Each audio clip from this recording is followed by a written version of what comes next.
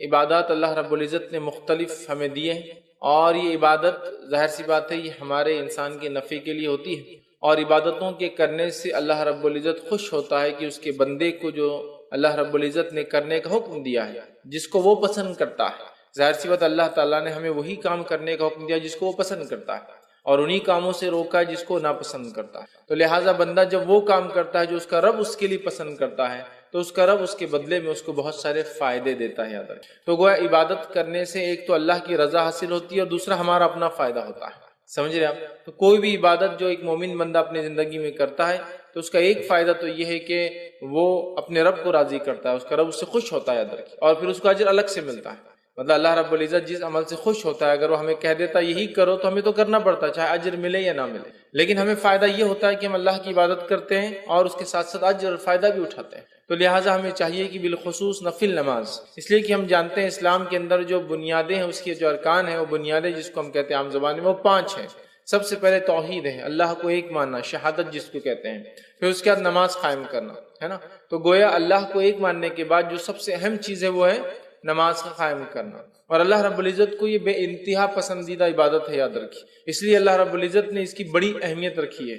نماز کی تو ویسے یوں ہی بڑی اہمیت ہے، ہم سب جانتے ہیں کہ سارے اسلام کے ارکان یا احکام جو ہیں ان کا تعلق کہیں نہ کہیں چاند سے ہے۔ مطلب یہ کہ زکوٰۃ دینا ہے تو 1 سال گزر جائے، مطلب چاند 1 سال ہو جائے، 355 دن گزر جائے۔ اسی طرح حج کرنا ہے تو ایام جو دن کا ہم اعتبار مہینے کاؤنٹ کرتے ہیں وہ بھی چاند سے ہوتے ہیں۔ اسی طرح ہم دیکھیں تو عبادتوں کا تعلق جو ہے چاند سے ہوتا ہے، لیکن نماز ایک ایسی مخصوص عبادت ہے، اس کی فضیلت ہے کہ اس کا تعلق سورج سے ہے۔ معنی یہ کہ جب سورج نکلتا ہے اس سے پہلے ایک نماز پڑھنا ہے، سورج جب بیچ سے ہٹ جاتا ہے تو ایک نماز پڑھنا ہے، ڈوبنے سے کچھ وقت پہلے ایک نماز پڑھنا ہے، ڈوبنے کے بعد ایک پڑھنا ہے، ڈوبنے کے بعد کچھ دیر بعد ایک اور پڑھنا ہے۔ مطلب اس کا تعلق سورج سے ہے نا۔ نماز ایک ایسی اہم عبادت ہے کہ ساری عبادتوں کو بھیجا گیا، روزے کا حکم آیا، اسی طرح زکوٰۃ کا حکم آیا، حج کا حکم آیا، لیکن نماز کو اگر آپ دیکھیں تو یہ بلا کر دی گئی، تو یہ بہت اہم ہے، یاد رکھیے۔ تو نماز ویسے ہی بڑی اہم عبادت ہے، لیکن آج میں جس عبادت کے تعلق سے بات کر رہا ہوں وہ نفل نماز ہے۔ مطلب نماز میں وہ نماز جو ہم پر فرض نہیں ہے، اور جو بھی نماز ہم پر فرض نہیں، یاد رکھیے، وہ نفل میں شامل ہوتی ہے۔ جو بھی نماز فرض نہیں وہ نفل میں۔ تو لہٰذا ہم جو ہے اللہ کا قرب حاصل کرے عبادت کے ذریعے، ایک تو اس سے ہم اللہ کے قریب ہوتے ہیں، اور دوسرا فائدہ یہ ہوتا ہے ہمیں اجر اور ثواب ملتا ہے، آخرت کے اعتبار سے بہت ساری خوبیاں اور بھلائیاں مجھے اور آپ کو حاصل ہوتی، یاد رکھیے۔ تو لہٰذا ہم کوشش کریں کہ خوب ڈٹ کر ہم اللہ تعالیٰ کی عبادت کریں، خوب ڈٹ کر، جتنا ہو سکتا ہے، جیسے ہو سکتا ہے اللہ کی عبادت کرنے کی ہم کوشش کریں، اس لیے کہ ہمارا رب اس سے راضی ہوتا ہے ہم سے، اور بہت سارے دوسرے فائدے بھی ہمیں ملتے ہیں۔ تو آئیے آج جو میں آپ کے سامنے بات رکھوں گا وہ ہے نفل نماز کی فضیلت، کہ نفل نماز کے پڑھنے سے کیا فائدے ہوتے ہیں۔ فضیلت سے آپ بات سمجھیں، اس سے کیا فوائد ملتے ہیں، کیا چیزیں انسان کو حاصل ہوتی ہے دنیاوی اعتبار سے اور اخروی اعتبار سے، ٹھیک ہے۔ تو آئیے نفل نماز کی کیا فضیلت ہے، اس سے کیا فائدے حاصل ہوتے ہیں، وہ میں آج آپ کے سامنے چند فائدے نفل نماز کے رکھوں گا۔ لیکن یقیناً یہی فائدے نہیں ہیں، اس کے علاوہ بھی بہت سارے فائدے قرآن اور سنت میں آتے ہیں۔ جب انسان کسی عبادت کو جو صرف فرض نہیں ہے وہ کرتا ہے، اس کا رب اس سے راضی ہوتا ہے، ٹھیک ہے۔ تو لہٰذا یہی وہ عبادت نہیں ہے، ٹھیک ہے، مطلب نفل کے صرف یہی فضائل نہیں ہے، اس کے علاوہ بھی نفل کے جو ہے کئی فضائل جو ہے کتاب اور سنت کے اندر آتے ہیں، لیکن اس میں سے کچھ چنندہ فضائل میں آج آپ کے سامنے رکھنے کی انشاءاللہ عزیز جو ہے کوشش کروں گا۔ تو آئیے اپنے عنوان کو ہم آگے لے کر چلتے ہیں اور چند فضائل دیکھتے ہیں۔ اس سے پہلے ہم نفل کسے کہتے ہیں وہ دیکھ لیتے ہیں۔ تو نفل اس کام کو کہتے ہیں جو ایک مسلمان پر فرض نہ ہو، نفل اس کام کو کہتے ہیں جو ایک مسلمان پر فرض نہ ہو اور اپنی خوشی سے اس کام کو وہ انجام دے، سمجھ رہے ہیں؟ تو نمازوں کی 2 قسم ہوتی ہیں، ایک فرض نماز اور دوسری نفل نماز۔ اس نفل میں سنت بھی شامل ہے، اس نفل میں سنت موقدہ شامل ہے، اس نفل میں وطر شامل ہے، اس نفل میں چاش، توابین اور جو نماز تہجد اور جتنی نمازیں سب اس میں شامل ہیں، سمجھے آپ بات کو؟ تو نمازوں کی 2 ہی قسمیں ہوتی ہیں عموماً، فرض اور نفل۔ نفل کے اندر پھر بہت ساری اقسام ہیں، وہ نفل جو اللہ کے رسول نے کبھی پڑھی اور کبھی چھوڑی وہ سنت بن گئی، وہ نفل جس کو ہمیشہ پڑھا وہ سنت موقدہ بن گئی، سمجھ رہے آپ؟ تو نفل اور فرض، تو وہ نماز جو ہم پر فرض نہیں ہے اور ایک مومن جو ہے پڑھتا ہے تو وہ نفل میں کاؤنٹ ہوتی ہے، پھر اس کے اندر ساری چیزیں آپ وہ کر لیں۔ اللہ رب العزت نے قرآن میں سورہ بقرہ سورہ نمبر 2 آیت نمبر 184 میں 184 میں اللہ نے فرمایا کہا فَمَن تَطَوَّعَ خَيْرًا فَهُوَ خَيْرٌ لَهُ، کہ اللہ فرماتا اور کہتا ہے اور جو شخص اپنی خوشی سے زیادہ بھلائی کرے تو اس کے لیے بہتر ہے. مطلب نفل کا معنی یہ ہے کہ وہ عمل جو انسان خوشی سے کرے، جو اس کو آخرت کے اعتبار سے خیر لائے. تو نفل میں سمجھتا ہوں یہ بات اس کی واضح ہو گئی کہ وہ چیز جو فرض سے ہٹ کر ہو، اور بندہ جو ہے اللہ تعالیٰ کو راضی کرنے کے لیے جو عمل کرتا ہے اس کو جو ہے نفل کہتے ہیں، یاد رکھیے. اور اس اعتبار سے تمام نمازیں جو فرض سے ہٹ کر ہے اس میں شامل ہوتی ہے. اور فرض نمازوں کی جو رکعتیں ہوتی ہیں وہ 17 رکعتیں ہوتی ہیں، یاد رکھیے، جو ہم پر فرض ہیں. فجر کی 2 رکعت، ظہر کی 4 رکعت، عصر کی 4 رکعت، مغرب کی 3 رکعت اور عشاء کی 4 رکعت. کل ہوئے یہ جو ہے 17 رکعتیں، یاد رکھیے. یہ ہم پر جو ہے فرض ہے، یاد رکھیے اتنی رکعتیں، ٹھیک.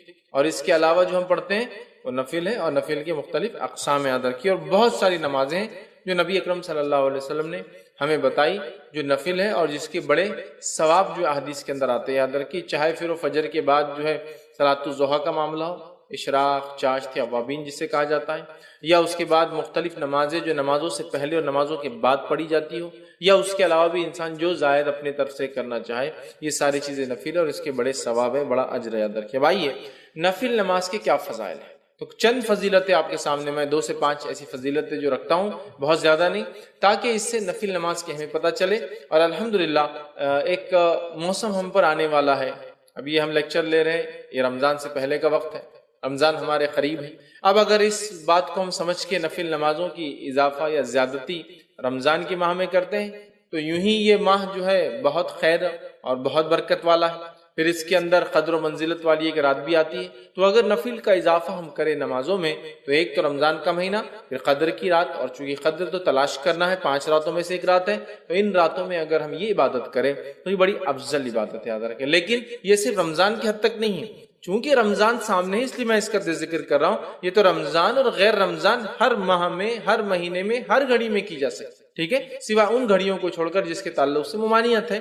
باقی ہر وقت میں نماز پڑھی جا سکتی ہے، یاد رکھیں. تو آئیے نفل نماز کے کیا فضائل ہیں وہ ہم دیکھتے ہیں. سب سے پہلے تو یہ بات طے ہے کہ نماز توحید کے بعد سب سے اہم ارکان ہے یا رکن ہے اسلام کا، یاد رکھیں. یہ سب سے اہم چیز ہے، اور اس بات کا پتہ اس حدیث سے بھی پتہ چلتا ہے، اور یہ ایک فضیلت بھی ہے اس کی. فضیلت یہ ہے کہ فرض نماز اگر مکمل نہ ہو تو نوافل اس فرض کے نقص کو ختم کر دیں گے انشاءاللہ، یا اس کی بھرپائی کر دیں گے. نفل نماز کی پہلی فضیلت یہ کہ اگر فرض نماز میں کوئی کمی بندے سے ہو جائے تو اس کے نقص کی بھرپائی کر دیں گی.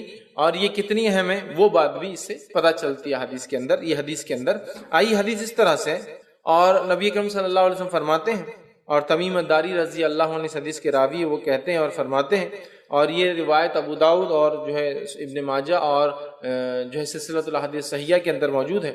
آپ صلی اللہ علیہ وسلم فرماتے ہیں روز قیامت بندے سے جس چیز کا سب سے پہلے حساب لیا جائے گا وہ اس کی نماز ہوگی. روز قیامت بندے سے سب سے پہلے جس چیز کا حساب لیا جائے گا وہ اس کی نماز ہوگی. تو اس سے میں سمجھتا ہوں حدیث میں فضیلت کے ساتھ ساتھ نماز کی اہمیت بھی شامل ہے کہ سب سے پہلے حساب روز قیامت جو مجھے اور آپ کو اللہ تعالیٰ کے سامنے دینا ہے وہ حساب کس چیز کا ہوگا؟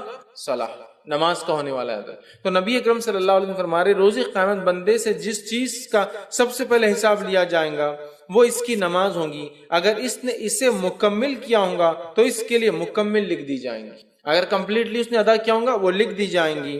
پھر نبی اکرم صلی اللہ علیہ وسلم فرماتے ہیں اور اگر اس نے اسے مکمل نہیں کیا ہوگا تو اللہ تعالیٰ فرشتوں کو حکم دیں گا ذرا دیکھو میرے بندے نے کوئی نفل نماز بھی پڑھی ہے، ذرا دیکھو میرے بندے نے کیا کوئی نفل نماز بھی پڑھی ہے یا نہیں. ٹھیک ہے، اگر نفل نماز پڑھی ہے تو اس کے ذریعے اس کے فرض نمازوں کو مکمل کر دو. پھر زکوٰۃ کا اور اس کے بعد تمام اعمال کا بھی حساب اسی طرح سے لیا جائے گا. اور نماز اور نفل نماز کی فضیلت میں جو پہلی بات آ رہی ہے وہ یہ ہے کہ روز قیامت سب سے پہلے حساب فرض نمازوں کا ہونے والا ہے. اگر فرض نمازوں میں کوئی کوتاہی اور کمی ہوں گی تو اللہ تعالیٰ فرشتوں کو کہیں گا کہ اس بندے نے میرے کوئی نفل پڑھی ہے، لاؤ.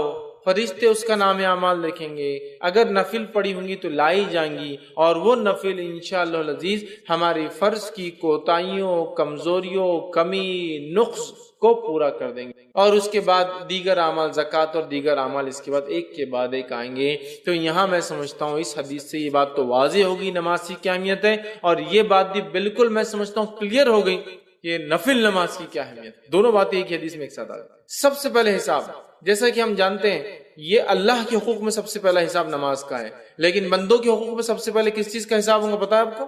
بندوں کے حقوق میں سب سے پہلے حساب خون کا ہوگا، کسی کا نہا خون تو نہیں بہایا.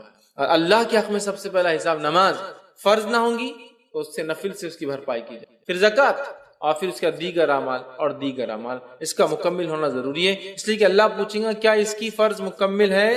اگر نہیں ہے تو دیکھو اس کے کوئی نفل ہے کیا. تو لہٰذا اگر نفل نماز میں اور آپ پڑھتے ہیں تو خود بخود فرض نمازوں کے نقص کو ہم پورا کر رہے ہیں ایک طرح سے. مطلب یہ نمازیں انشاءاللہ عزیز ہمارے فرض میں کوئی کمی کوتاہی، خشوع میں، خضوع میں، قبولیت میں، یا پھر اس کی ادائیگی میں سنتوں کے چھوڑنے کی وجہ سے یا کسی اور قسم کا نقص یا کمی یا چھوٹ گئی ہوں گی تو انشاءاللہ العزیز یہ نفل ضرور بھی ضرور اس کی تکمیل، اس کو پورا کرنے میں انشاءاللہ سپورٹیو ہوں گی، فائدہ مند ثابت ہوں گی. حدیث میں واضح الفاظ ہے، اللہ فرمائیں گا دیکھو اس کی کوئی نفل ہے کیا اگر فرض پوری نہیں ہے، اور پھر نفل دیکھی جائیں گی تو اس کے ذریعے اس کے فرض نمازوں کی کو مکمل کر دیا جائے گا. اب فرض نمازیں کیوں مکمل نہیں؟ کئی وجوہات ہو سکتی، پڑھی نہیں سرے سے، خشوع اور خضوع نہیں تھا، کمزوری رہ گئی، پڑھی لیکن سنتوں کے مطابق، کچھ بھی ہو سکتا ہے. تو یہ نفل انشاءاللہ عزیز اس نماز کی تکمیل کے لیے ہمارے کام آئیں گی. تو اس بات کو ہم ذہن میں رکھیں اور خوب سے خوب نفل ادا کریں، اس نیت سے نہیں کہ فرض چھوٹ جائے تو وہ ہو جائیں گے، اس لیے کہ اللہ ہم سے راضی ہو. اور ساتھ میں ایک اور بینیفٹ فائدہ کہ اگر ہم سے کوئی فرض چھوٹ گیا ہوں گا تو اللہ تعالیٰ اس کے ذریعے اس فرض کی بھرپائی کر دیں گے. یاد رکھیں کتنی اہم بات ہے، یاد رکھیں. تو لہٰذا نفل نماز کی پہلی فضیلت یہ ہے کہ فرض نمازوں میں اگر کوئی کوتاہی یا کمزوری رہ جائیں گی انشاءاللہ ہماری تو یہ نفل نمازوں کے ذریعے اس کو ہم پورا کر سکتے ہیں. یاد رکھیں، ٹھیک ہے. آئیے نفل نماز کی دوسری فضیلت جو ہے، نماز نفل کے ذریعے درجات بلند ہوتے ہیں اور گناہ مٹا دیے جاتے ہیں. نماز نفل کے ذریعے درجات بلند ہوتے ہیں اور گناہ مٹا دیے جاتے ہیں.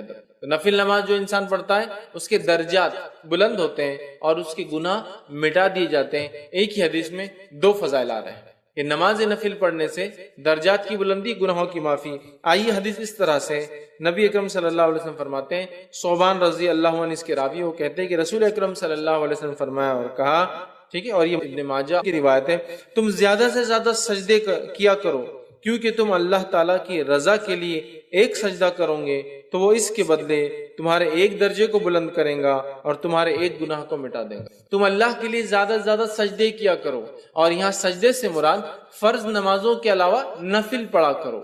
تم زیادہ سے زیادہ سجدے کیا کرو مطلب زیادہ سے زیادہ نفل نمازیں پڑھا کرو، اس لیے کہ جب تم زیادہ نفل نماز پڑھتے ہو تو ایک فائدہ یہ ہوتا ہے کہ اس نفل نماز کی وجہ سے ایک درجہ بلند کر دیا جاتا ہے، 1 رینک ہائر کر دیا جاتا ہے آپ کا، اور ساتھ میں ایک گناہ مٹا دیا جاتا ہے. تو نفل نماز کی فضیلت دیکھیے، ایک ہی روایت کے نعرہ ہے، 2 فائدے ہم کو ملتے ہیں، ایک درجہ بلند ہوتا ہے اور دوسرا ایک گناہ میرا اور آپ کا معاف ہو جاتا ہے. یاد رکھیے، تو جب بندہ نماز پڑھتا ہے تو ایک گناہ اس کا معاف ہو جاتا ہے، یاد رکھیے، اور ایک درجہ جو ہے بلند ہو جاتا ہے. یاد رکھیے، اور کثرت سجود مطلب آپ جو فرما رہے رسول اللہ صلی اللہ علیہ وسلم زیادہ سجدے کرو، اس سے مراد یاد رکھیے یہ نفل نماز ہے. مطلب زیادہ سجدے مطلب زیادہ نمازیں، اور زیادہ نمازیں مطلب فرض کے علاوہ نمازیں. زیادہ سجدے مطلب زیادہ نمازیں ہم کو پڑھنا ہے، اس بات کو ہمیں ذہن میں رکھنا ہے.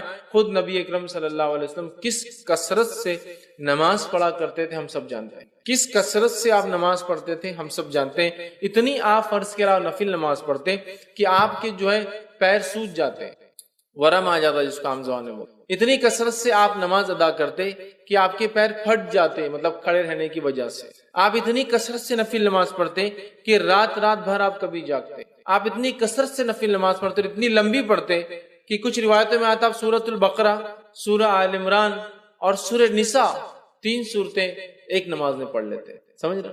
آخر عمر میں نبی اکرم صلی اللہ علیہ وسلم کے تعلق سے عائشہ فرماتی آپ اس کثرت سے نماز کے عادی تھے کہ آخر عمر میں بھی آپ نماز پڑھتے، چونکہ کھڑے ہونے کی طاقت نہیں تھی تو آپ بیٹھ کر نماز پڑھا کرتے. مطلب نبی اکرم صلی اللہ علیہ وسلم کھڑے رہ کر ہی نماز پڑھتے، لیکن جب آخری وقت تھا آپ بوڑھے ہو گئے تو رات میں جب آپ نفل پڑھتے تھے تو بیٹھ کر پڑھا کرتے تھے، اس لیے کھڑے رہنے کی آپ میں طاقت نہیں تھی. اس چیز کو بھی سمجھنا چاہیے کہ اللہ کے رسول صلی اللہ علیہ وسلم کس کثرت سے نفل پڑھتے تھے. بہرحال یہاں فرما رہے ہیں نفل نماز پڑھنے کا پہلا فائدہ یہ ہے کہ ہمارا ایک درجہ بلند ہو جاتا ہے، اور دوسرا فائدہ یہ ہے کہ ایک گناہ ہمارا مٹا دیا تھا. مطلب ڈبل بینیفٹ، ایک تو درجہ بلند ہو رہا اور ایک جو درجہ نیچے لے جانے کی چیزیں گناہ وہ بھی معاف ہو رہا ہے. ہے نا. تو ایک طرح دیکھا تو ڈبل درجے بلند ہو رہے ہیں. ایک تو آلریڈی درجہ بلند، پھر گناہ معاف ہونے سے بھی ظاہر سی بات ہے آدمی کا درجہ بلند ہوتا ہے. تو دو فائدے ہو جا رہے دیکھیے ایک عمل کرنے سے. تو ہمیں چاہیے ہم کثرت سے نفل نمازوں میں اضافہ کریں، جب ہو سکتا ہے پڑھیں. بہت ساری نفل تو بالکل طے ہے، پتہ ہے، نبی اکرم صلی اللہ علیہ وسلم پابندی سے اس کو کیا ہے، جیسا کہ تہجد کی نماز کا پڑھنا ہے نا. اس کے علاوہ رات میں نمازیں آپ پڑھا کرتے تھے، بلکہ ایک راوی کہتے ہیں جب رات میں دیکھو نبی اکرم صلی اللہ علیہ وسلم کو نماز پڑھتے ہوئے دیکھا گیا، عشاء کے بعد، رات کے بیچ میں اور فجر سے پہلے. مطلب ساری رات نبی اکرم صلی اللہ علیہ وسلم نماز الگ الگ وقتوں میں آپ پڑھتے رہے.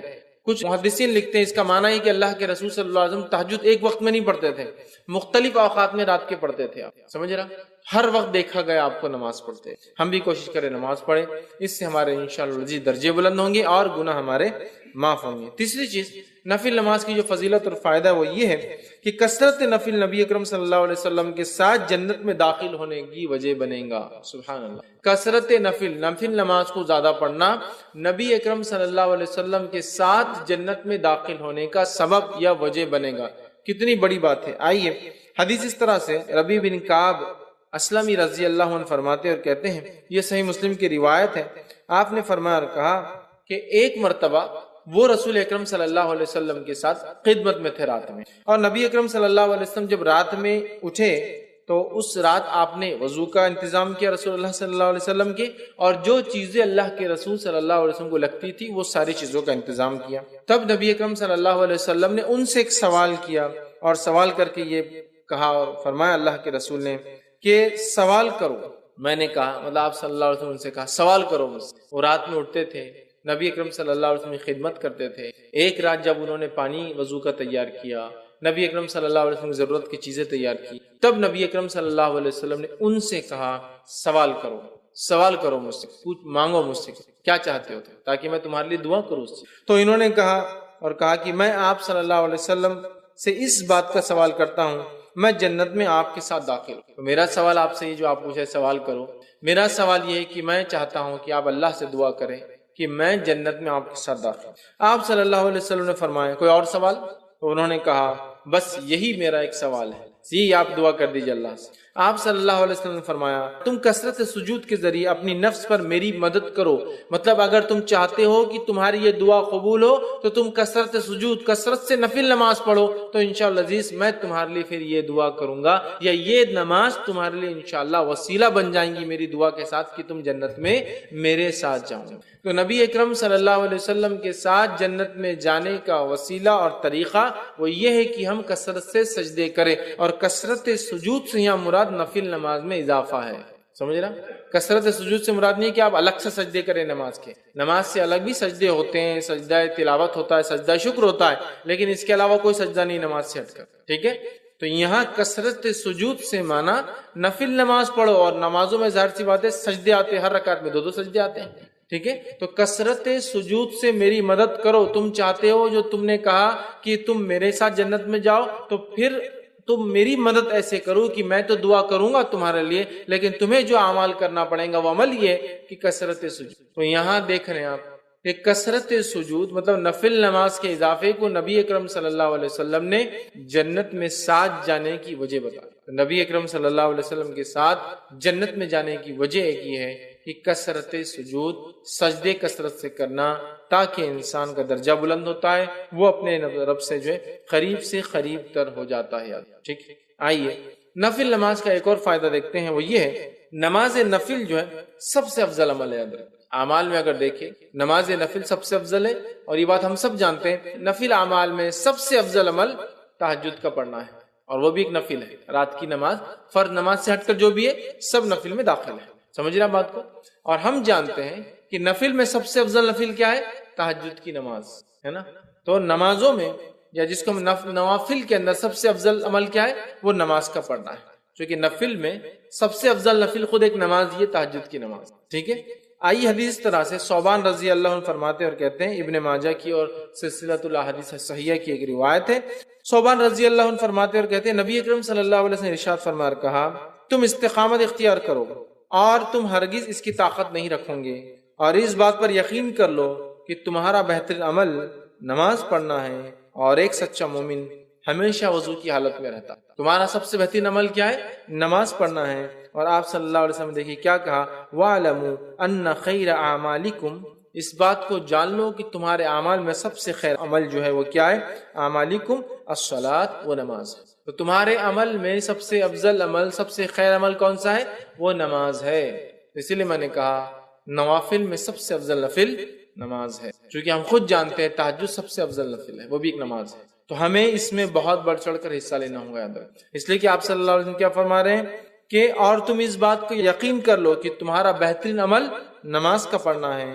اور پھر فرمایا ایک سچا مومن ہمیشہ وضو کی حالت میں. دو باتیں پتہ چلتی، ایک تو نفل نماز کی اہمیت کہ نفل نماز کا فائدہ یہ پتہ چل رہا ہے کہ نفل نماز سب سے خیر ہے جو اعمال ہم کرتے ہیں. نفل نماز سب سے خیر عمل ہے جو ہم کرتے ہیں. اور دوسرا پتہ چلا ایک سچا مومن ہمیشہ وضو کی حالت میں رہتا ہے. یاد رکھیں ہمیں چاہیے کوشش کریں ہم وضو سے رہیں. اور یاد رکھیے وضو ایک مستقل عبادت ہے.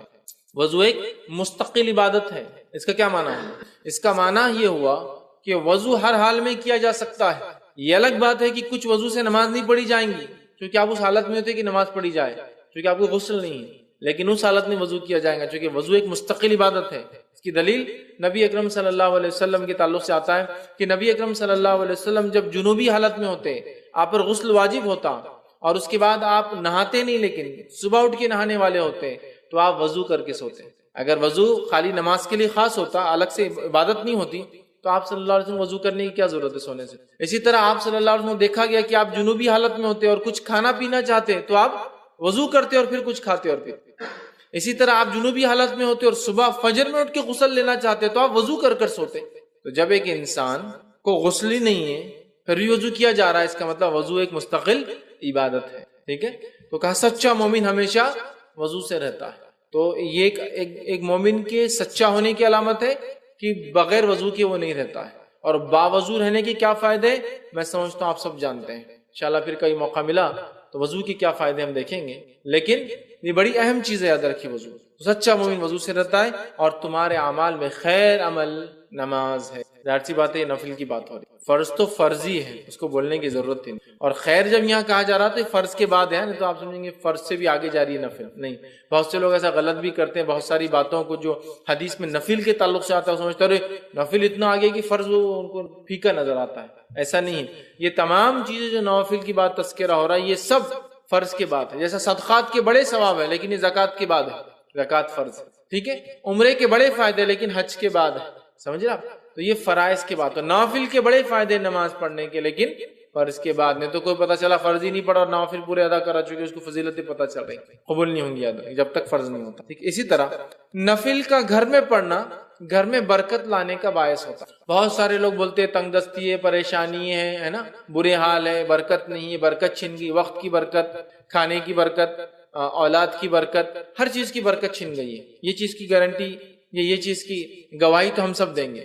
آج برکتیں چھن گئی ہے، بہت ساری برکت یاد رکھیں. تو ہمیں کیا کرنا ہے؟ اس بات کو سمجھنا ہے کہ نفل نماز گھر میں برکت لانے کا ایک ذریعہ ہے. آئیے حدیث اس طرح سے کہ نبی اکرم صلی اللہ علیہ وسلم فرماتے، صحیح مسلم کی روایت ہے اور جابر رضی اللہ عنہ حدیث کے راوی فرماتے اور کہتے ہیں تم میں سے، آپ صلی اللہ علیہ وسلم فرمایا، وہ کہتے ہیں آپ صلی اللہ علیہ وسلم فرمایا تم میں سے کوئی شخص جب مسجد میں نماز پڑھے تو اپنی نماز کا کچھ حصہ اپنے گھر کے لیے بھی رکھے، کیونکہ گھر میں کچھ نماز ادا کرنے سے اللہ تعالیٰ گھر میں خیر و بھلائی کو لاتا ہے، خیر کو لاتا ہے، برکت کو لاتا ہے. آپ صلی اللہ علیہ وسلم کیا فرما رہے ہیں؟ تم میں سے ہر شخص پوری نماز یہاں نہ پڑھ لے، کچھ نماز کو باقی رکھے. اور کہاں جا کے پڑھے؟ گھر جا کے پڑھے. یہ کس کو کہا جا رہا ہے؟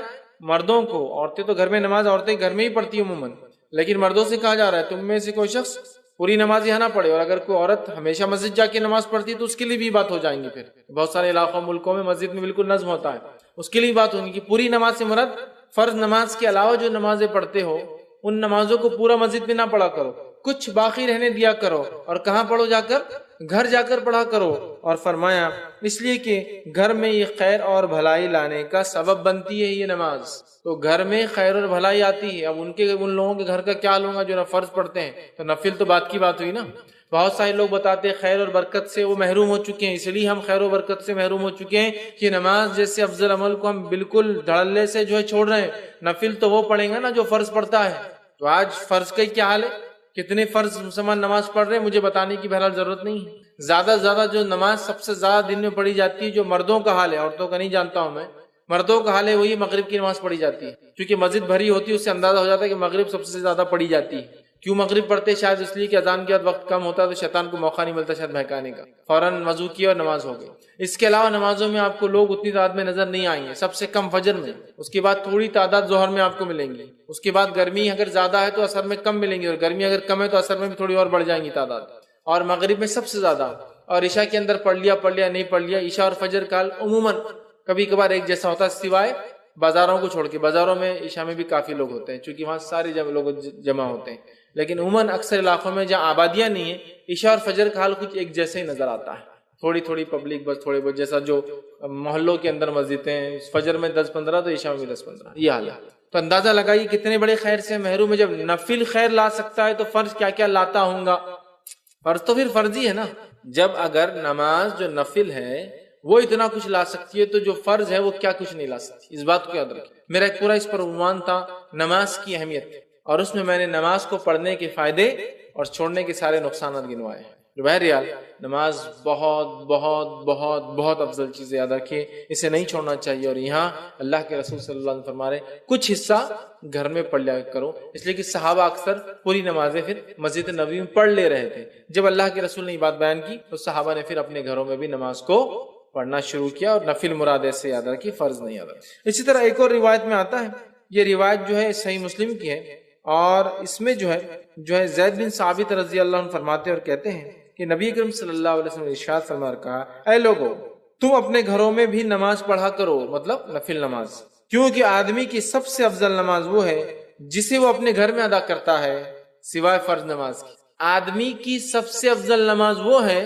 آدمی کی سب سے افضل نماز وہ ہے جو وہ گھر میں پڑھتا ہے سوائے فرض کے. فرض نہیں، فرض تو مسجد میں پڑھنا ہم پر فرض ہے، سوائے بیمار ہو، مسافر ہو، مسجد نہ ملے، وہ مستثنا ایکسیپشنل کیسز. لیکن فرض نماز تو مسجد میں باجماعت ہی پڑھنا ہے. لیکن فرض کے علاوہ جو سب سے بہترین نماز ہے جو انسان پڑھتا ہے، سب سے افضل ہے، وہ ہے جو ایک انسان اپنے گھر میں پڑھتا ہے. مطلب ایک مرد فرض نماز پڑھے مسجد میں، اس کے بعد گھر آئے اور نفل ادا کرے، یہ سب سے افضل ہے. جیسا عورت کی سب سے افضل نماز وہ ہے جو گھر کے اندر، اور گھر کے اندر بھی سب سے اندر کے کمرے میں ہو. سمجھ رہے ہو؟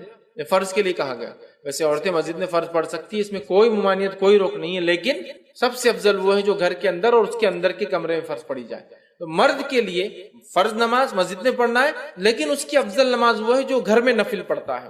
تو لہٰذا مردوں کو چاہیے، اگر گھر سے قریب نماز پڑھتے ہو، چلیے بھائی ظہر اور عصر اور مغرب میں تو ہم باہر ہوتے ہیں، تجارت کاروبار میں ہوتے ہیں، عشاء میں اگر آتے ہو تو کم از کم عشاء کی تو پڑھیے آ کے، جو فرض ہوگی عشاء کی مسجد میں، یا عشاء کو جانے سے پہلے، عشاء سے پہلے کی 4 گھر میں پڑھ کے جائیے، عشاء مسجد میں پڑھی آپ نے، واپس آ کے گھر میں پڑھی، باقی نہیں. سب سے افضل ہے یاد رکھ. لیکن کوئی ضروری نہیں ہے، اگر لگتا ہے گھر جانے سے چھوٹنے کا چانس ہے، لوگ آئے، وہ ایک الگ شکل ہے، لیکن کوشش کرنا چاہیے، اس لیے کہ انسان کی سب سے افضل نماز وہ ہے جو وہ گھر پڑھتا ہے. مطلب ایک مرد کی سب سے افضل نماز گھر میں پڑھتا ہے سوائے فرض نماز کے. فرض اس میں انکلوڈیڈ نہیں ہے، فرض تو مسجد میں ہی پڑھنا ہے. ٹھیک ہے، تو لہٰذا ہم کوشش کریں نماز کا کچھ حصہ نفل ضرور ہم گھر، چاہے نماز کو جانے سے پہلے والے ہوں یا نماز کو جانے کے بعد ہو، یا اس کے علاوہ کوئی نفل نماز. اور اس کا فائدہ یہ کہ بچے بھی دیکھ کر نماز سیکھتے ہیں اپنے مردوں سے. ماؤں کو تو دیکھتے ہیں، والد کو بھی دیکھیں گے، اس بہانے مردوں کو بھی دیکھیں گے. اسی طرح صحیح مسلم کی ایک اور روایت ہے، نبی اکرم صلی اللہ علیہ وسلم فرمایا اور کہا، اس کے الفاظ ہیں، تم اپنے گھروں میں بھی نماز ضرور پڑھا کرو. مردوں سے آپ کہہ رہے ہیں، کیونکہ آدمی کی بہترین نماز وہ ہے جو اپنے گھر میں پڑھے سوائے فرض نماز. تم میں سے کچھ لوگ یا تم لوگ اپنی نمازوں میں کچھ نمازیں ضرور اپنے گھروں میں پڑھا کرو. یہ نماز کون سی ہے؟ فرض نماز نہیں، یاد رکھیں نفل ہے، پڑھا کرو. اس لیے کہ آدمی کی سب سے خیر، سب سے بہترین، سب سے افضل نماز وہ ہے جو وہ گھر میں پڑھتا ہے سوائے فرض کے. فرض نہیں، فرض تو مسجد میں آنا ہے، باجماعت پڑھنا ہے. اس کے علاوہ جو نفل پڑھتے ہو نا، گھر میں پڑھو، یہ سب سے افضل نفل ہے. ٹھیک ہے، تو ہم لوگ کوشش کریں. اور رسول اکرم صلی اللہ علیہ وسلم کو دیکھا بھی یہیں گئے، آپ فجر سے پہلے فجر کی 2 رکعت گھر میں پڑھتے، ماں عائشہ فرماتی ہے رضی اللہ عنہا، پھر آپ مسجد جاتے. اسی طرح آپ کے تعلق سے آتا، آپ جمعہ کے بعد گھر آتے اور 2 کر کے 4 رکعت جو ہے جمعہ کی نماز کی بعد کی نمازیں وہ ادا کرتے. تو آپ کو دیکھا گیا، خود نبی اکرم صلی اللہ علیہ وسلم گھر آ کر نفل نماز پڑھتے تھے. یہ آپ کو دیکھا گیا، آپ کا خود کا ذاتی عمل تھا. یاد رکھیں. آئیے آگے بڑھتے ہیں، نفل نماز کا اور فائدے دیکھتے ہیں. نفل عبادت کرنے سے بندے کی طرف اللہ کی محبت کھینچی چلی آتی ہے. جب بندہ نفل نماز پڑھتا ہے تو اللہ کی محبت اس کی طرف کھینچ. اور اس حدیث میں وضاحت بھی ہے، فرض کا مقام بھی بتایا جا رہا ہے لیکن نفل کے فضائل بھی بتایا جا رہا ہے نا. ورنہ اگر صرف نفل کے فضائل دیکھے تو کبھی ہوتا ہے نا، ارے فرض نہیں بھی کرے چلتا شاید. یہ جیسا کہ محرم کے 2 روزے رکھ لے تو 1 سال کے گناہ کا کفارہ ہے. ارے پھر تو 1 سال بولے تو اگلے سال کے لیے تو ابھی یہ سال کی معاف کرا لیتے، اگلے سال پھر رکھ لیں گے تو یہ سال کی معاف. تو کیا نماز نہ پڑھنے سے، فرض روزے نہ رکھنے سے، فرض نماز نہ پڑھنے کے بعد بھی کیا محرم کی 2 روزوں کا اجر و ثواب ملیں گا؟ ہرگز نہیں، ہرگز نہیں، ہے نا. ذی الحجہ کے اندر جو ہے عرفے کا روزہ 2 سال کے گناہ کا کفارہ ہے. تو کیا وہ شخص جو فرض نمازیں نہیں پڑھتا ہے، فرض روزے نہیں رکھتا ہے، فرض زکات نہیں دیتا ہے، تو کیا اس کو یہ کفارہ ہوگا 2 سال کے گناہوں کا؟ ہرگز نہیں. یہ بات میں کیوں کہہ رہا، بہت سارے لوگ نوافل کے فضائل دیکھ کر اتنے خوش ہو جاتے کہ فرض چھوڑ دیتے. تو یہ حدیث میں دونوں باتیں ایک ساتھ آ رہی ہیں. آپ غور سے سنیے نفل کی اہمیت، غور سے سنیے. نبی اکرم صلی اللہ علیہ وسلم فرماتے ہیں، اور بخاری کی یہ روایت ہے، اللہ تعالیٰ فرماتا ہے، حدیث قدسی، اللہ تعالیٰ فرماتا ہے جو شخص میرے دوست سے دشمنی کرتا ہے میں اس کے خلاف اعلان جنگ کر دیتا ہوں. کیا فرمایا اللہ تعالیٰ؟ جو میرے دوست سے دشمنی کرتا ہے میں اس کے خلاف اعلان جنگ کر دیتا ہوں. مطلب جو اللہ کے ولی ہوتے ہیں، اور یقین اللہ کے ولی ہوتے ہیں، اللہ کے دوست ہوتے ہیں، یاد رکھیے اللہ کے ولی ہوتے ہیں. تو اللہ تعالیٰ فرما رہا ہے جو میرے دوست سے دشمنی کرتا ہے. اور اللہ کے دوست کون ہے؟ جو تقوی اختیار کرتے ہیں. ایمان والے ہونا پہلی شرط، وہ تقوی اختیار کرتے ہیں اور ہر کام سنت کے مطابق. ٹھیک ہے. تو بہرحال ورنہ میں اس لیے کہہ رہا ہوں اللہ کے دوست، ورنہ ہمارے پاس جو سنت کی مخالفت کرتا ہے، نماز کبھی نہیں پڑھتا، تقوی تو ہے ہی نہیں دور دور تک، اس کو ولی مانتے ہیں. اس لیے میں وضاحت کر رہا ہوں. ایمان والا جیسا حق ہے، تقوی اختیار کرنے والا انسان اور سنت کے مطابق اعمال کر. تو بہرحال اللہ تعالیٰ فرما رہا ہے جو میرے دوست سے دشمنی کرتا ہے میں اس سے اعلان جنگ کرتا. اب اندازہ لگائیے، اللہ کا جو دوست ہوتا ہے اس کو اگر دنیا میں کوئی چھیڑتا ہے یا اس سے دشمنی کوئی کرتا ہے، اللہ تعالیٰ اس کے خلاف اعلان جنگ کر دیتا. کیسے کرتا ہے؟ وہ جس نے دیکھا نتیجے اس کے سمجھ میں آتے ہیں. انبیاء کے ساتھ جس نے برا سلوک کیا ان کے نتیجے دیکھ لیجئے، صحابہ کے ساتھ جس نے برا سلوک کیا کیسی کیسی موتیں مرے ان کی زندگی دیکھ لیجئے، سلف صالحین پہ جس نے ظلم کیا ان کی زندگیوں کا مطالعہ کرے، خاص طور سے ان کی موتیں دیکھے، اور اس کے بعد معصوم مسلمانوں پہ جس نے بھی ظلم کیا ان کی زندگی کی حالت دیکھے. آپ کہیں گے واقعی میں اللہ تعالیٰ کیسا بدلہ لیتا ہے. چونکہ اللہ تعالیٰ جب دشمنی لیتا ہے اس کے خلاف تو وہ دشمنی واقع میں نبھاتا بھی ہے. سمجھ رہا بات کو؟ ہر طرف سے اس کو جو ہے چت کر دیتا ہے اس دنیا کی زندگی. تو بہرحال اللہ تعالیٰ فرما رہا ہے جو شخص میرے دوست سے دشمنی کرتا ہے اس کے خلاف میں اعلان جنگ کرتا ہوں. تو ایک بات ہمیشہ ذہن میں رکھنی چاہیے، اللہ کے نیک بندوں کے خلاف کوئی چال نہیں چلنا چاہیے. اس لیے کہ جب ہم اللہ کے نیک بندوں کے خلاف چال چلتے ہیں در حقیقت اللہ ہمارے خلاف اعلان جنگ کر دیتا ہے. پھر ہوتا ہے نا بہت سارے لوگ، نیک لوگ خواہ تنگ کرتے ہیں زمین کے معاملات میں، اس میں احتیاط کرنا چاہیے. آپ خطرناک زون میں جا رہے ہیں، آپ کو تکلیف ہو سکتی. ٹھیک ہے، آگے آئیے سنیے. اللہ تعالیٰ فرماتا ہے اور میرا بندہ سب سے زیادہ میرا تقرب اس چیز کے ساتھ حاصل کرتا ہے جسے میں نے فرض کیا ہے. اللہ تعالیٰ فرما رہا ہے میرا بندہ سب سے قریب مجھ سے تب ہوتا ہے جب وہ میری فرض کردہ چیزوں کو پورا کرتا ہے. اللہ تعالیٰ فرما رہا ہے میرا بندہ میرے سب سے قریب کب آتا ہے؟ جب وہ چیز کرتا ہے جو میں نے اس پر فرض کی ہے. تو آپ اللہ تعالیٰ فرمائے میرا تقرب میرا بندہ سب سے زیادہ حاصل کرتا ہے اس چیز کے ذریعے جو میں نے اس پر فرض کیا ہے، یعنی فرائض کے ساتھ میرا تقرب حاصل کرنا ہی مجھ سے سب سے زیادہ مطلب فرائض کے ذریعے میرا تقرب حاصل کرنا یہ مجھے سب سے زیادہ پسند اللہ اعلان کر رہا ہے. آگے آئیے پھر اللہ تعالیٰ فرما رہا ہے حدیث قدسی اور میرا بندہ نوافل کے ذریعے میرا تقرب حاصل کرتا ہے فرض سے سب سے زیادہ لیکن نوافل سے بھی کرتا ہے. فرض کے بعد مطلب فرض جو ادا کرتا ہے اس کی نفل قبول ہوتی ہے، بات بھی یاد رکھیں. پھر اللہ فرماتا ہے پھر جب اور میرا بندہ نوافل کے ذریعے میرا تقرب حاصل کرتا رہتا ہے یہاں تک کہ میں اس سے محبت کر لیتا ہوں. میرا بندہ پہلے تو فرض کرتا ہے، میرا تقرب حاصل کر لیتا ہے، چونکہ فرض سے ہی میں سب سے زیادہ قریب ہوتا ہوں بندوں کی، یہ مجھے سب سے زیادہ محبوب ہے. پھر میرا بندہ نفل پڑھتا ہے اور نفل پڑھ کر میرا تقرب حاصل کرتا ہے، اتنا تقرب حاصل کرتا ہے کہ میں بھی اس سے محبت کرنا شروع کر دیتا ہوں نوافل کے ذریعے. اب آگے سن، تو میں بھی اس سے محبت کر لیتا ہوں. پھر جب میں اس سے محبت کر لیتا ہوں، فرض سب سے زیادہ اللہ کو پسند نہ ملے، سب زیادہ قریب بندہ فرض سے آتا ہے، لیکن فرض سے جو قریب آنے کے بعد بھی جو نفل پڑھے وہ ٹاپ موسٹ چل جاتا ہے۔ بولنے کا مطلب یہ ایک انسان صرف فرض بھی کرے تو اللہ سے قریب ہوتا ہے، لیکن فرض کے بعد جو نفل پڑھے وہ ٹاپ موسٹ لیول تک پہنچ جاتا ہے اللہ کے قریب، اتنا کہ اللہ تعالیٰ اس سے محبت کرنے لگتا ہے۔ اور اللہ فرماتا ہے اور جب میں اس سے محبت کرنے لگتا ہوں تو میں اس کا کان بن جاتا ہوں جس سے وہ سنتا ہے۔ اس حدیث کو غلط معنی مت دیجیے کہ واقعے میں اللہ اس کے اندر حلول کر جاتا ہے، مطلب وہ وہی باتیں سنتا ہے جو میں چاہتا ہوں کہ وہ سنے، کوئی غلط بات نہیں سنتا۔ تو اللہ فرماتا ہے میں اس کا کان بن جاتا ہوں جس سے وہ سنتا ہے، اس کی آنکھ بن جاتا ہوں جس سے وہ دیکھتا ہے، اس کی آنکھ بن جاتا ہوں جس سے وہ دیکھتا ہے۔ عثمان بن عفان رضی اللہ عنہ فرمایا کرتے تھے کہ مومن کی فراست اس کی نظروں سے بچا کرو، اس لیے کہ مومن جو ہوتا ہے نا اس کی آنکھوں سے چیزوں کو پہچان لیتا ہے۔ بہت سارے سلف کے واقعات ہیں، لوگوں کو، چہروں کو، ان کے حالات دیکھ کر پہچان لیتے تھے کیا پرابلمس ہیں، اس لیے نہیں کہ ان کو غائب کا انتا نعوذ باللہ، لیکن اللہ تعالیٰ نے ان کو وہ صلاحیت دے دی۔ ہوتا ہے نا لوگ بولتے رہے ایک ڈاکٹر ہاتھ لگاتے تشخیص کر لیتا ہے، چہرہ دیکھتے انہوں نے پہچان لیا کیا ہوگا، یا سوال کرتے دیکھو جواب وہی آیا جو سوال تھا، حالانکہ اس میں یہ بات نہیں کہی گئی تھی۔ یہ ساری چیزیں ٹھیک ہے۔ تو یہاں دیکھیے اللہ کے رسول صلی اللہ علیہ وسلم کیا فرما رہے کہ اللہ تعالیٰ فرما رہا ہے میں اس کی آنکھ بن جاتا ہوں جس سے وہ دیکھتا ہے، اس کا ہاتھ بن جاتا ہوں جس کے ذریعے وہ پکڑتا ہے، مطلب وہی دیکھتا ہے جو اللہ چاہتا ہے، وہی سنتا ہے جو اللہ چاہتا ہے، وہی پکڑتا ہے جو اللہ چاہتا ہے۔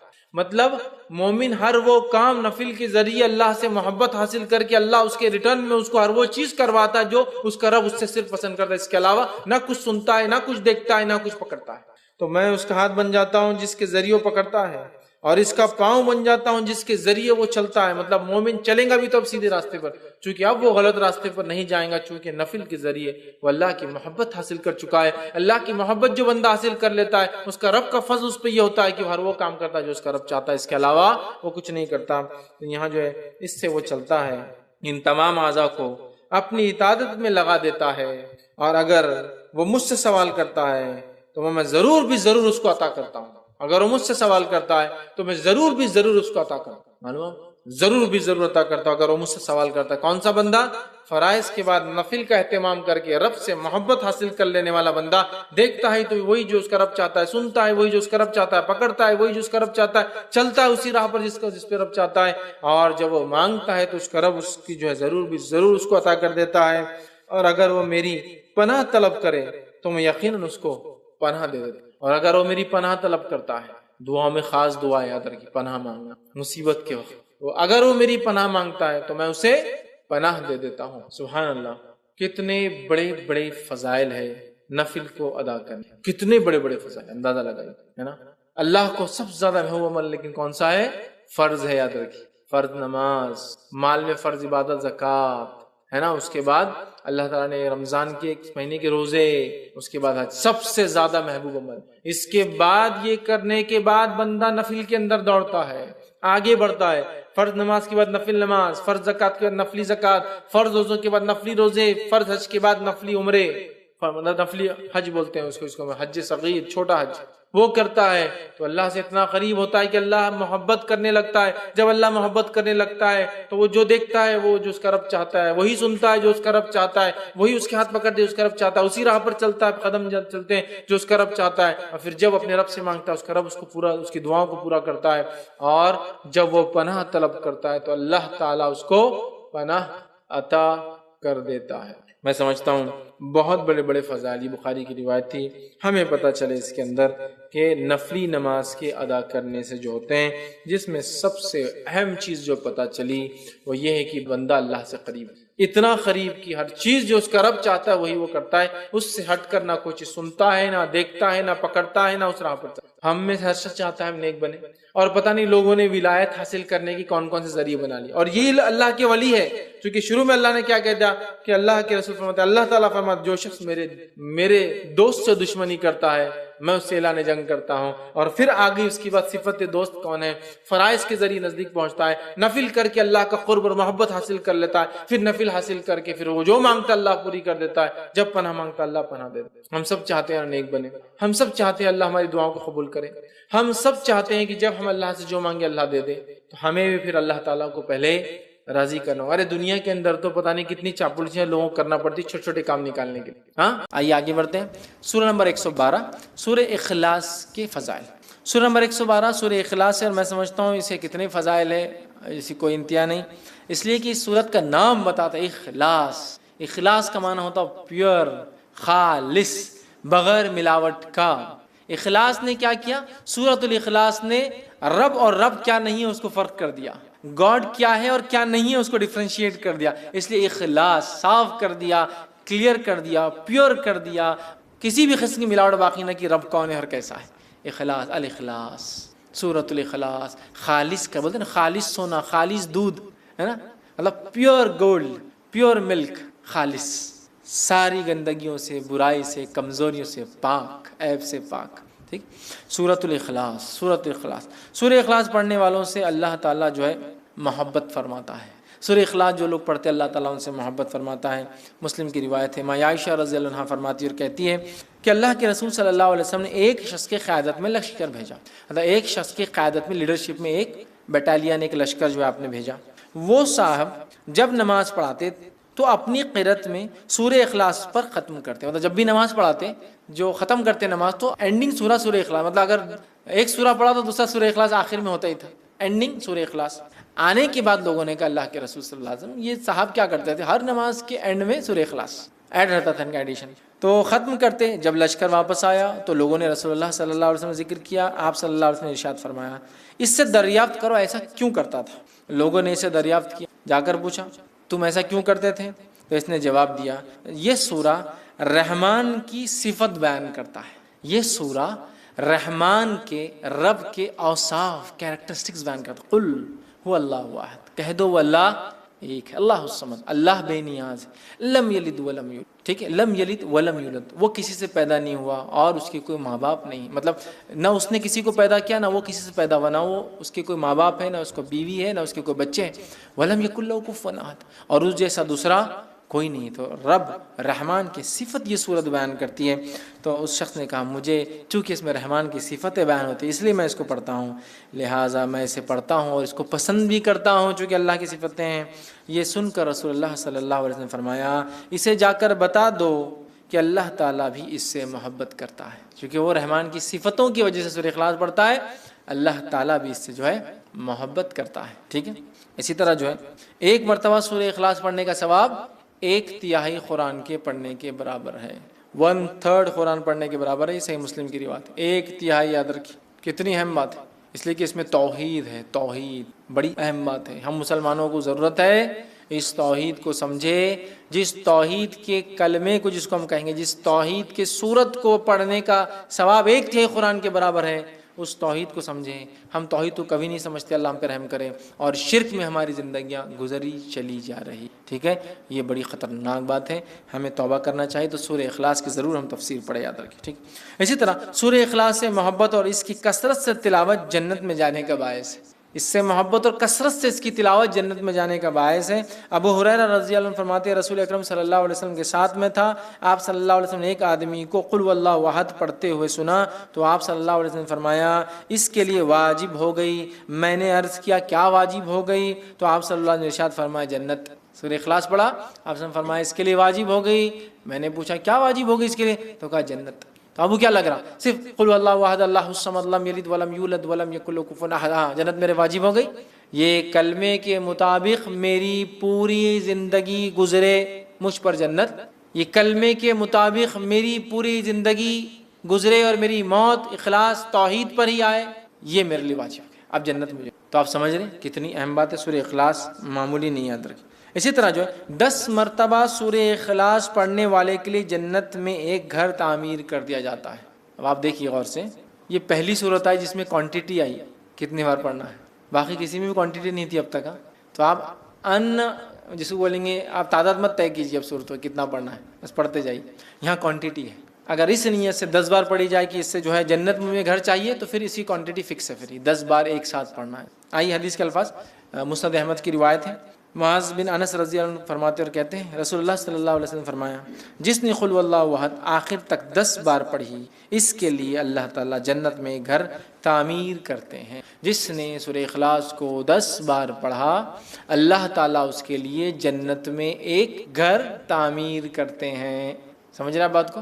گھر تعمیر کرتے اللہ تعالیٰ کس شخص کے لیے؟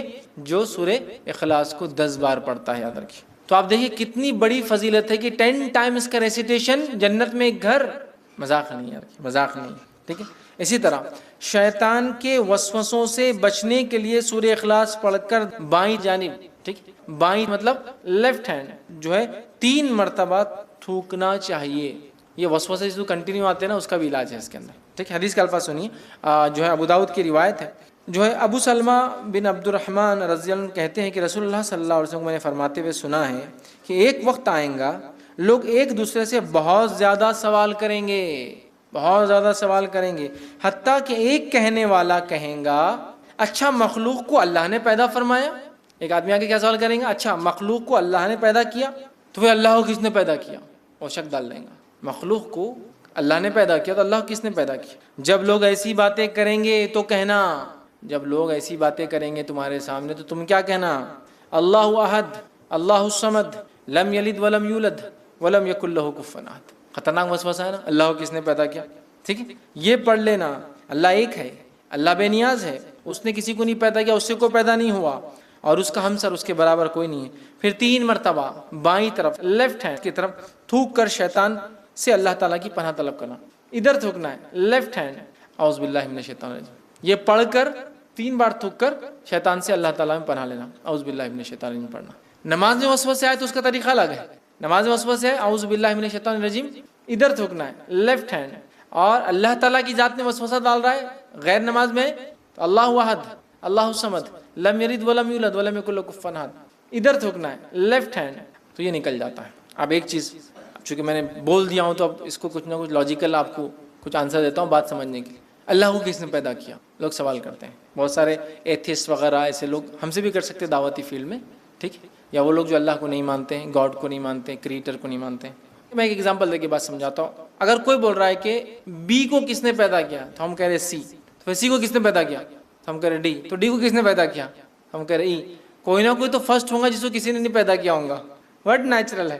آپ کتنا بھی لمبا جائیے، جانے کے بعد ایک سرٹن پوائنٹ پہ آ کے آپ کو یہ بات تو ماننا پڑے گی کوئی ایک تھا جو بغیر بنائے بنا ہے۔ دیکھیں اللہ کو کس نے پیدا کیا، اس کو کسی نے پیدا کیا، تو اس کو کس نے پیدا کیا، پھر اس کو تو بات تو وہی چاہ کے پھر جو فرسٹ ہے پھر وہی ہوگا، اس کو کس نے پیدا کیا۔ کوشچن تو اینڈ لیس ہے۔ تو ہم کہہ رہے ہیں جو نہیں پیدا ہوا اللہ ہے، اور جس سے سب کچھ پیدا ہوا وہ اس کی مخلوق ہے، ختم۔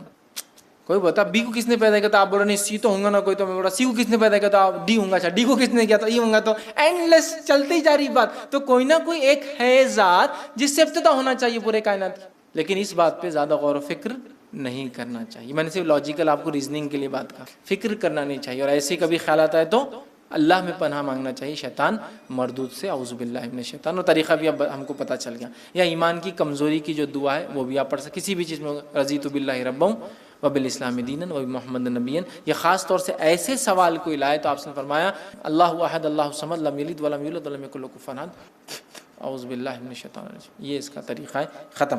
لاجیکلی آپ کو ایکسپلین کر دیا میں نے کچھ باتیں، ٹھیک۔ نبی اکرم صلی اللہ علیہ وسلم جب طواف کر لیتے ہیں تو 2 رکعت جو نماز پڑھتے اس کے بعد تو اس میں پہلی رکعت میں کافرون اور دوسری رکعت میں سورہ اخلاص کی آپ صلی اللہ علیہ وسلم جو ہے تلاوت کیا کرتے تھے۔ اسی طرح آپ جب 3 وتر پڑھتے 3 وتر کے اندر پہلی رکعت میں سورہ اعلیٰ، دوسری رکعت میں سورہ کافرون، تیسری رکعت میں سورہ اخلاص پڑھتے تھے۔ اسی طرح نماز فجر کی پہلی رکعت میں آپ قل اللہ احد اور دوسری رکعت میں قل یا ایھا الکافرون بھی پڑھا کرتے تھے۔ شارٹ نماز پڑھتے تھے تو یہ لمبی پڑھے تو سورہ اعلیٰ ہے نا، اور دوسری چیز سورہ جمعہ ہے، سورہ منافقون ہے وہ ہے، بہرحال تو آپ پڑھا کرتے تھے۔ آئیے آگے بڑھتے